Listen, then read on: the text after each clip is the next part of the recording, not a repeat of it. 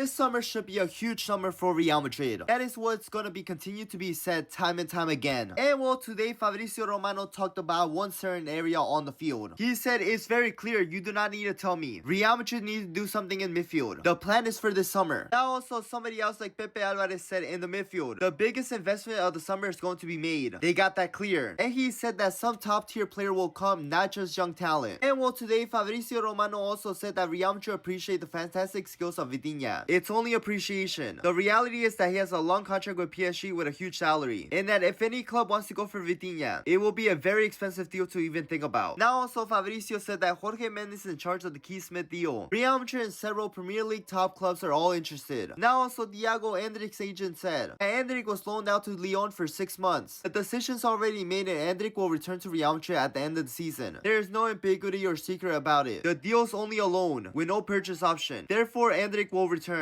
Now also know that Mario Cortegana and Guillermo are saying that Real Madrid Sports are having doubts about renewing Dani Carvajal. Sources from the player's side are also not convinced he'll end up staying. This could make the club look to sign it right back in the summer, with the idea already discussed. And Real Madrid, among other clubs, are tracking Eli Jr. and have dispatched regular scouts to monitor his rapid development ahead of next summer. The club was also interested in the player back in February 2025, but he ended up joining Bournemouth. And Jorge Sepicon said that Real Madrid have Nico Slaughter back on the list of potential signing. His contract ends in 2027. Borussia Dortmund have started to consider him gone. He will be talked about in the coming weeks. And well, with all that being said, if there is more news, I'll let you guys know.